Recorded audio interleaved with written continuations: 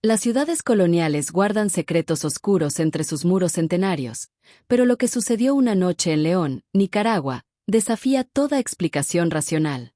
Un punto interesante es que esta historia ocurre en una de las ciudades coloniales más antiguas de Centroamérica, fundada en 1524. Así es, y lo que hace que esta historia sea tan inquietante es que comienza de la manera más mundana posible. Un joven regresando a casa después de visitar a su novia durante la Cuaresma. Oh, la Cuaresma en León es una época donde se respeta más lo sagrado y lo religioso y hacer caso de los que tus abuelos te aconsejan, lo que hace que las calles estén especialmente silenciosas y, bueno, diferentes. Las calles empedradas de León tienen más de 400 años de historia, y según los historiadores locales, muchas fueron construidas sobre antiguos cementerios indígenas. ¿Te imaginas caminar solo por esas calles cuando empiezas a escuchar susurros? Eso me recuerda. En la cultura nicaragüense existe la creencia de que los espíritus son más activos durante la Cuaresma. Algo sobre el velo entre los mundos haciéndose más delgado. Y hablando de velos delgados, la descripción de esa figura alta y delgada en el callejón me hace pensar en La Llorona, aunque esto parece ser algo diferente, más antiguo tal vez. La arquitectura colonial juega un papel crucial en esta historia, ¿no? Esas iglesias masivas que se mencionan fueron diseñadas específicamente para imponer respeto, bueno, cierto temor. Exactamente. La Catedral de León, por ejemplo, es la más grande de Centroamérica, y hay documentos históricos que hablan de eventos inexplicables ocurriendo allí desde el siglo XVII. ¿Y cuándo se describen esas apariciones en la plaza?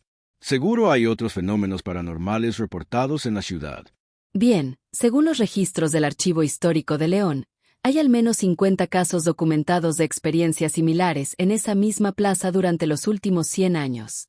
La mayoría menciona esas figuras con rostros borrosos y movimientos antinaturales. Y eso de los perros aullando todos a la vez.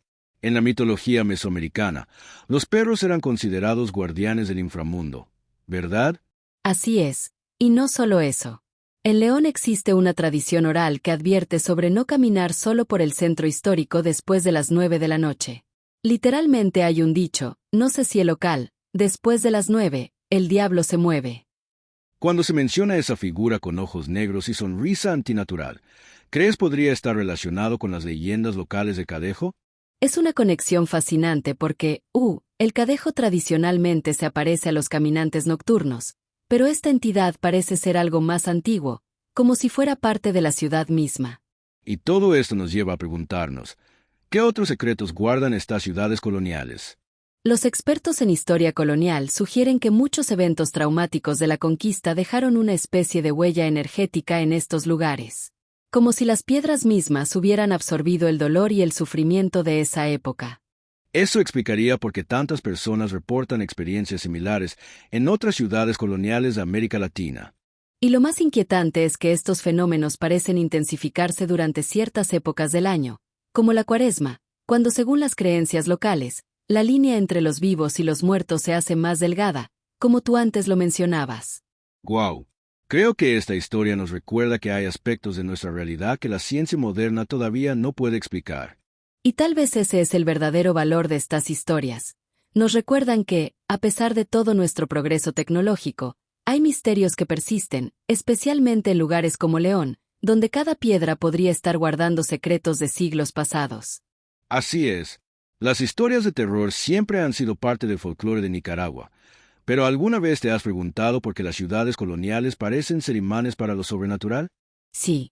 Es fascinante cómo esta historia combina perfectamente los elementos del terror gótico colonial con experiencias. Lo ocurrido durante la Cuaresma le da un giro único. Y sabes, los expertos en literatura gótica latinoamericana señalan que las ciudades coloniales son el escenario perfecto para estas narrativas. Los edificios antiguos, las iglesias imponentes, las calles empedradas, todo tiene una carga histórica que amplifica el terror. La forma en que el autor construye la tensión me recuerda mucho al estilo de Edgar Allan Poe, ese horror psicológico que se va desarrollando gradualmente.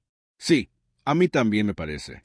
Pero mira, es interesante que estudios recientes muestran que el 78% de las leyendas urbanas latinoamericanas tienen lugar en centros históricos coloniales.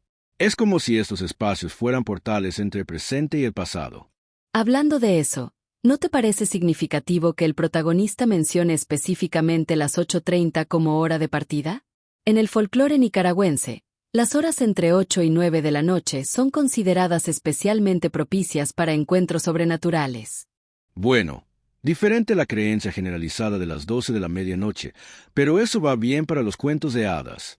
Y la plaza como punto focal del terror. Bien, eso tiene raíces profundas en la literatura gótica latinoamericana, ¿no?